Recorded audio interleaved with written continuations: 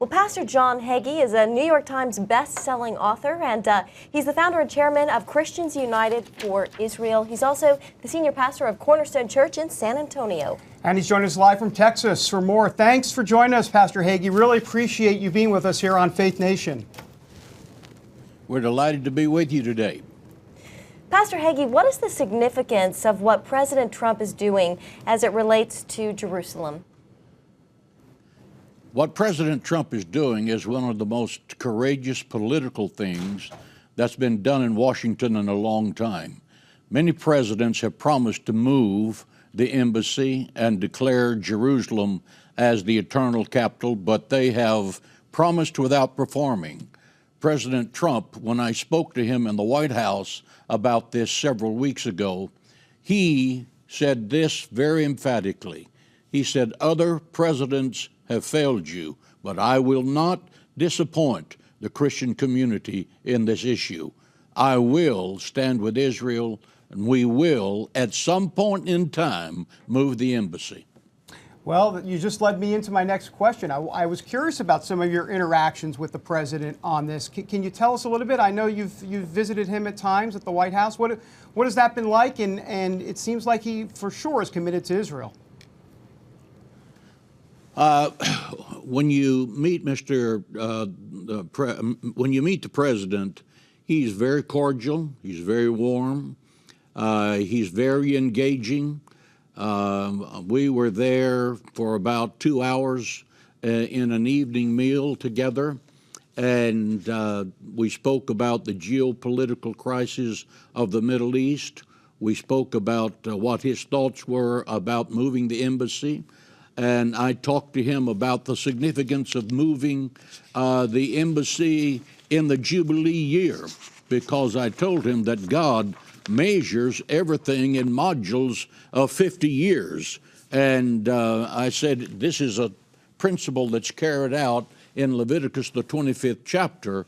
I said, if you look at 1917, it was a Jubilee year, and the Balfour Amendment came, and then in 50 years, was 1967, and Jerusalem was reconnected to Israel, and you add 50 to 1967, and you're in 2017. I said, this is the year to move the embassy and make that declaration, because it is a biblical timing of absolute precision. Thank God he's going to do exactly that. Pastor Hagee, I want to follow up with you on that real quick. Do you get a sense that he understands the biblical significance of this? Or, you know, this is not necessarily in the world he's traveled in for decades. I think there's a biblical significance to everything that happens to Israel. David writes in the book of Psalms, God has a set time to show grace and mercy to the Jewish people. And that set time is always calibrated by whether the Jewish people are in the land or out of the land. In other words, God's prophetic clock is not ticking until the Jewish people are in the land of Israel. That clock started ticking again when the Balfour Amendment became reality and the Jewish people came back to the state. So I believe at this point in time, Israel is God's stopwatch for everything that happens to every nation, including America, from now until the rapture of the church and beyond. And Pastor, finally, for Christians who don't know a lot about Israel, why should they care? Christians should care about Israel because the entirety of the Bible, beginning at Genesis all the way to the end, is God's position paper on the Jewish people. The Bible says, in the beginning, God created the heavens and the earth. That means that God owned the earth.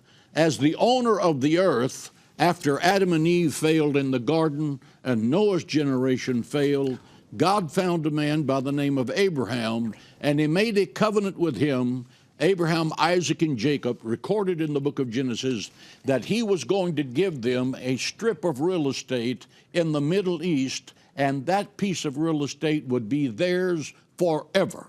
Forever means today, tomorrow, and forever. It has nothing to do with what the Palestinians think, what the Russians think, what the UK has the opinion of.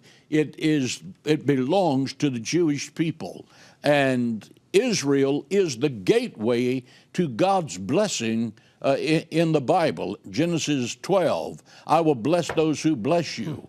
World history can be summed up in one sentence. The nations that blessed Israel were blessed of God, and the nations that cursed Israel were cursed of God. The Egyptians cursed the Jewish people, and God wiped them out.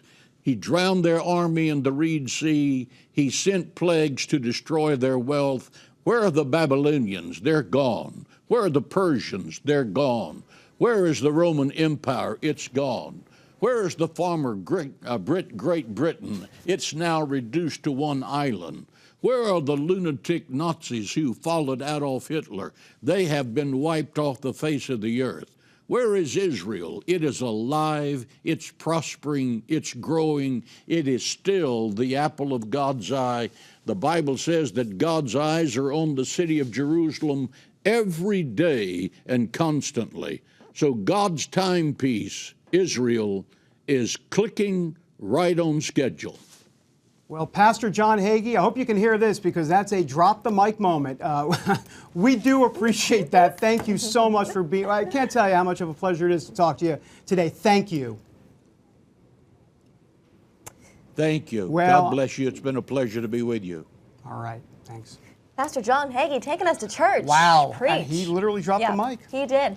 All right, well, for more of Pastor Hagee's work in Israel, make sure you can check it out on his ministry's website. You can go to jmh.org/Israel. And Pastor Hagee, again, once again, for joining us. Yeah, that was fantastic.